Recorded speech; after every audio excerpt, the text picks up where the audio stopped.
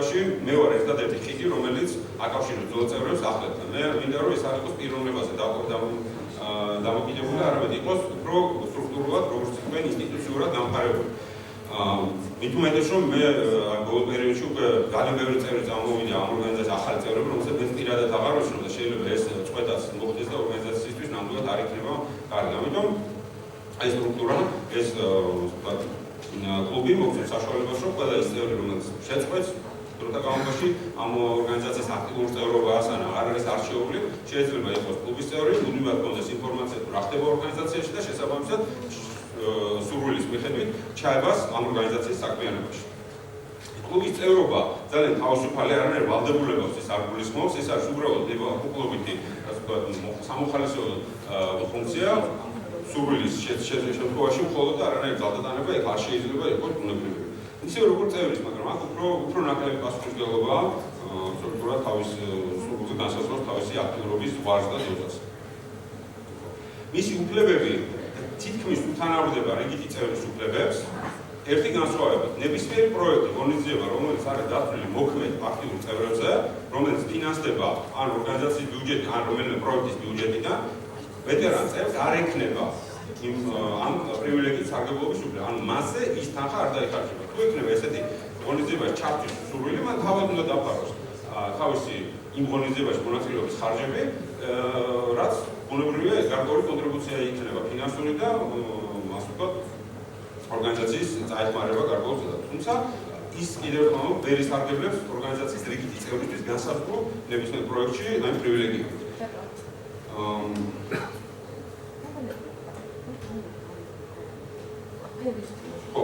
გარდა ერთი გამონაკლისი შეიძლება იყოს ამ დებულებაში ესე უკვე განსაზღვრული. თუ თვითონ ახალგაზრდა სოციალისტებს სჭირდება ეგრეთ წოდებული ექსპერტული ცოდნა ვეტერანის და მას იწვევენ როგორც რაღაცა გარკვეული გამოსვლისთვის, მაგ შემთხვევაში შესაძლებელია რომ ის ასე ვთქვათ იმ საზავოს თანხას აღარ იხდიდეს იმ ღონისძიებაში მონაწილეობისთვის. აი დაახლოებით ეს არის ეს განსხვავება, რაც განასხვავებს კლუბის წევრს რიგითი წევრისაგან. ამ შემთხვევაში პრინციპული იყო რომ ჩვენ ასე ვთქვათ ვეტერანებს არ ქონოდათ ის პრივილეგია, რომელიც თითოეულ აქტიურ წევრს შეიძლება გააჩნდეს. სტრუქტურა არის ძალიან მარტივი, ხელმძღვანელი და ის ორი მოადგილე, ეს მოადგილეების ალბათ პირობითი უბრალოდ იმისთვის რომ თქვა ახლა ეს ძალიან თავისუფალი გარემოა საქმიანობის შესაძლებელია რომ თავმჯდომარეს ან არ ეცალოს ან რაღაცა იმ მომენტში არ იყოს რაღაც სიტყვა დაგავებული, იყოს ადამიანები რომელიც მას შეცვლება. ძალიან მარტივი ფუნქცია. საქმიანობა არის ის რომ შეიკრიბონ პერიოდულად, შემოყალიბონ თავიანთი ხედვები, დაანალიზონ, ასე ვთქვათ, პროკრიტიკული თვალით ის თუ რა ხდება ორგანიზაციაში, თუ წარმოგვიდგენ თავის რეკომენდაციას. ბუნებრივია ეს რეკომენდაცია არის აბსოლუტურად, ასე ვთქვათ, არაიძულებითი, არამედ იმპერატიული ხასიათის, არამედ ძალიან თავისუფალი ნებისმიერ ორგანიზაციაში შეუძლია გაითვალისწინოს, შეუძლია არ გაითვალისწინოს და ნაწილობრივ გაითვალისწინოს. აბსოლუტურად ორგანიზაცია. ეს არის უბრალოდ რაღაც საკონსულტაციო ორგანოსაა, რომელიც ჩვენ გარკვეულ რჩევებს მოგცემ. ძირითადად ეს არის ეს დებულება არ არის კიდევ ერთხელ გეუბნები ამბობ წესდების ნაწილი, ეს არის დანართი, პრინციპში პირველი დანართი ორგანიზაციის წესდების, რომელსაც საკმაოდ ძალა ექნება ეკუთვნით, რომ ის ასევე მას შესრულებების შეტანა აუცილებელი იქნება კონგრესის მუშაობის ფარგლებში და ჩვენ ყველაზე მას ვერ გადავართ. თუმცა ძალიან ფართო ჩარჩოს გვაქვს პირველი ნაბიჯია, შესაბამისად პირველი 2 წელი გვაჩვენებს თუ რა კონკრეტული მიმართულებებით შეიძლება უფრო დაიხვეწოს ეს საქმიანობა, ან უფრო გადასხვავდეს. ძირითადად სულ ეს იყო, დიდი მადლობა ყურადღებისათვის და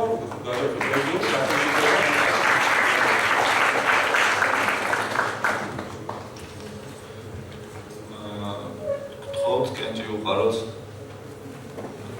შეგვიძლია კითხვები ხო არა, ეს ამით ვარ დავიწყო. თუ არის კითხვები შეგიძლიათ დასვათ. მაგას გასაგებია ამის მნიშვნელობა ვეტერანთა. თუ არის ის მიკროფონები არის და შეგვიძლიათ ადგილიდან მოხდები აეცოთ და მოგაწოდოთ ვიდეო. თქვენთვის მაშინ როდესაც ჩვენ ჩავატარეთ პირველი კონგრესი, ანუ მე-5 კონგრესი, მე-6 კონგრესი, ხო ესეთი კითხვები, რომ სად მიდიოდა ის ხელმძღვანელობა და ის ნაწილი, რომელიც აღარ მოდიოდა ახალ გამგეობაში, ხო? ანუ ყოველთვის ჩნდებოდა ეს კითხვა და ჩვენ ამ იმითი პრობლემა მოვხსენით, იმიტომ რომ ჩვენ ერთმანეთს ვინარჩუნებთ ვეტერანთა კლუბში და ეს არის ამის ძალიან დიდი მნიშვნელოვანი ნაწილი. ასე რომ მაინც შემოგატარა კომენტარი. გთხოვთ მოვამზადოთ თქვენი მანდატები. ვინ არის მომხრე? დიდი მადლობა, ვინ არის წინააღმდეგი? თავი შეიკავა. ძალიან დიდი მადლობა კონგრესმა დაამტკიცა ეს ინიციატივა. დიდი მადლობა.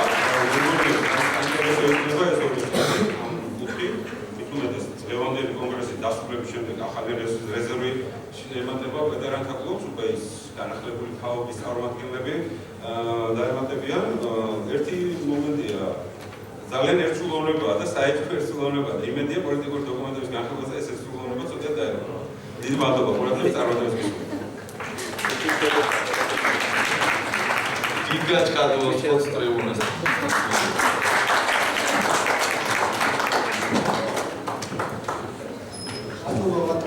გიგავანარჩიგა.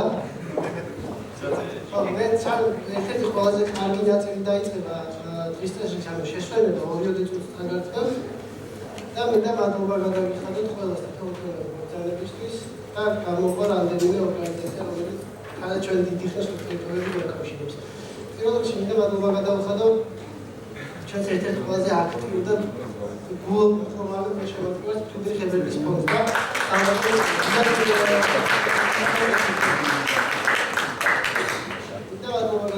მათო ლევან ტიპიენზას და ახალგაზრდობის სამინისტრო.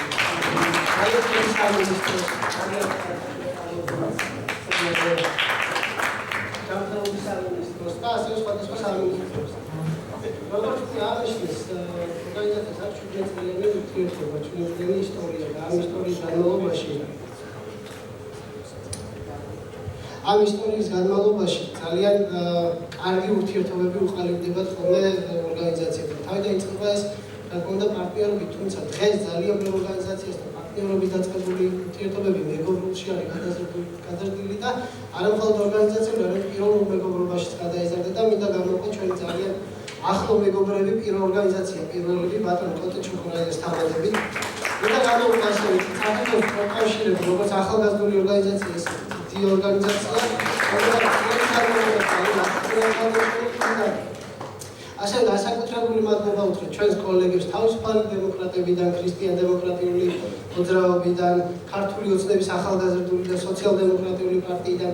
მიუხედავად იმისა, რომ იდეოლოგიურად სხვადასხვა პლატფორმაზე ვდავართ, მადლობა მინდა გადავხადო ახალ მემარჯვენეებსაც, იმიტომ რომ ეს ქვეყანა უნივერსიტეტი და ორივე თანაბრად უნდა მიიღოთ ამ ქვეყნის მშენებლობაში.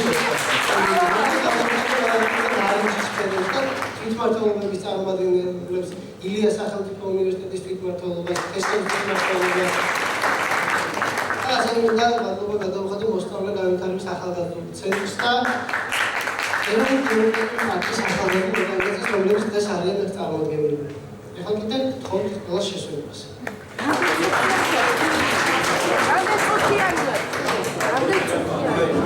შესვენება არის 2 საათამდე.